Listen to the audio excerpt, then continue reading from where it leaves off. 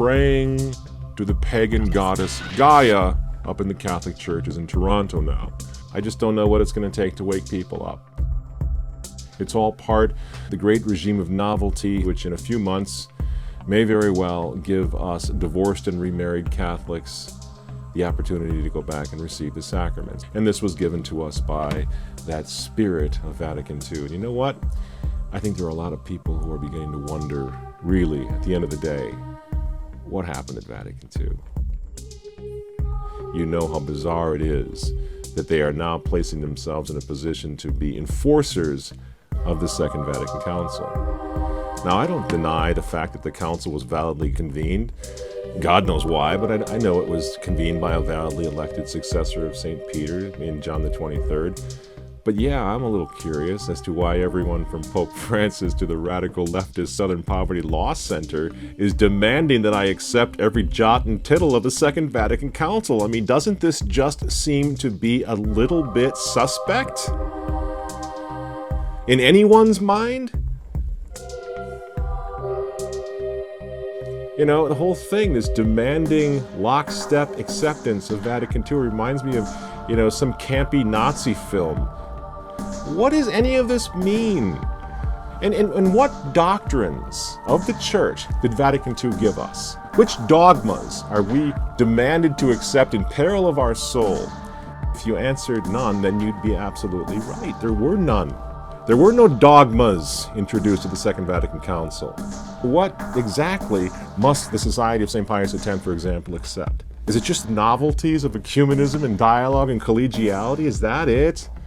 Are we all as Catholics now expected to just endorse this new orientation of the Catholic Church that has led to the clerical sex scandal, that has Protestantized our Mass, that has led to mass defections from the Church on the part of the faithful, and now the fall of Catholic Ireland, the unprecedented crisis in the priesthood and religious life?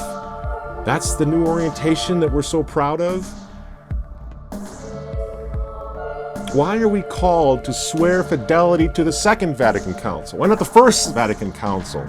There was actual dogma defined then, but not in the second one. So why is it that they demand this of us? What are we really talking about here? Pope Benedict XVI said that this council has gone off the track somehow. In his words, created so many disasters, so many problems, so much suffering, seminaries closed, convents closed, banal liturgy, and the real council had difficulty establishing itself and taking shape. The virtual council was stronger than the real council, end quote. But question for you, which council now must we swear fidelity to in order to gain full communion? The virtual one that everyone knows and suffers through every day, that's closing churches down all over the place, that has led to a completely destroyed priesthood? Or the real one that no one knows anything about, unless you pore over the 16 documents of the council and read through it all? Which one is it? You have a pope saying, wow, something went terribly wrong with this Second Vatican Council bit. And then you got another pope saying, you will swear fidelity to this council or you can't have full communion. Now, of course, Vatican II itself called for the preservation of Latin and Gregorian chant, but the virtual council, the spirit of the council, destroyed all of that. And we want it back.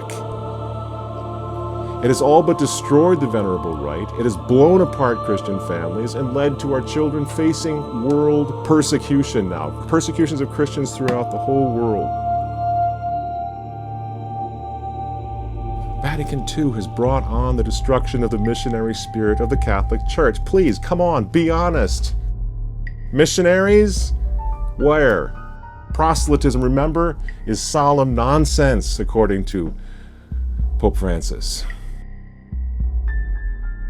Vatican II also trivialized the venerable rite of the Catholic Church, which is not my word, that is Benedict XVI's word. The Roman rite has been trivialized. The fort, as John Fisher said, has been betrayed. Can anyone possibly, who is awake and still breathing and with their eyes open, can anyone deny that?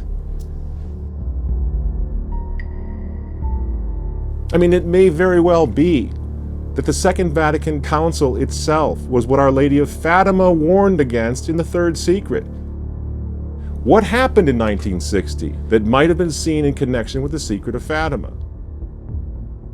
The most important event is without a doubt the launching of the preparatory phase of the Second Vatican Council. The secret had something to do with the convocation of Vatican II. The third secret alluded to dark times in the Church, grave confusions, troubling apostasies within Catholicism itself. If we consider the grave crisis we have lived through since the Council, the signs that this prophecy has been fulfilled do not seem to be lacking." End quote. Now that's not my word.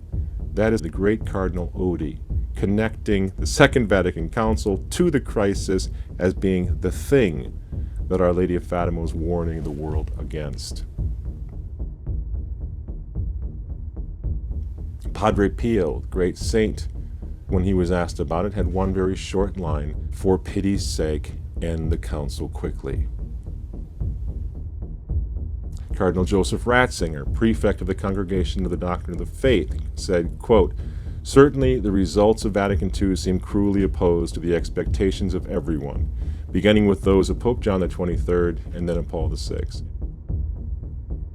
The great Dietrich von Hildebrand, quote, "I consider the council as a great misfortune, and I stress time and again in my lectures and articles that fortunately no word of the council, unless it is a repetition of former definitions de fide, is binding de fide. We need not approve. On the contrary, we should disapprove." End quote. So says Dr. Dietrich von Hildebrand. What does he know? He was just declared the 20th century doctor of the Church by the great Pope Pius XII. And yet he's telling us we need to disapprove. Pope Paul VI himself on Vatican II. "We believe that after the Second Vatican Council would come a day of sunshine, but instead there has come a day of clouds and storms and of darkness." And how did this come about?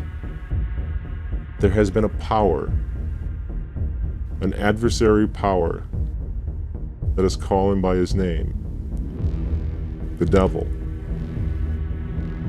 From some crack, the smoke of Satan has entered the temple of God.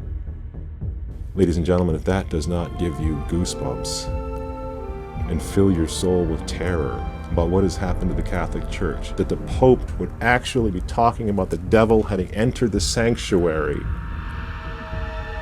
because something went wrong in Vatican II, I don't know what would. Pope John XXIII, he realized that the papacy had lost control of the process. He attempted to organize a group of bishops to try to force an end to the Second Vatican Council, says Cardinal Heenan. Malcolm Muggeridge, he's a reporter from Rome at the time of the Second Vatican Council, who says, quote, "Pope John, whether consciously or unconsciously, did more damage to the Church than possibly any other individual man has ever done in the whole of its history. Whatever Pope John's disposition was, however, before the second session of the council was opened, he died. His last words on his deathbed, as reported by Jean Guiton, were, 'Stop the council. Stop the council.'"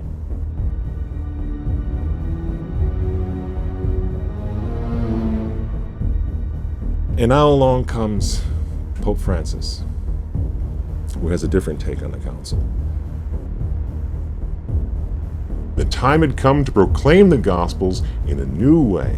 It was a new phase of the same evangelization that had existed from the beginning. End quote. Really? You got it figured out?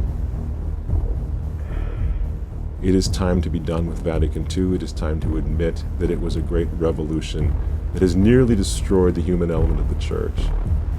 It's time to start rebuilding the Catholic Church after that tsunami, that earthquake, that atom bomb that was the Second Vatican Council. It's time for the Catholic Church to become Catholic again.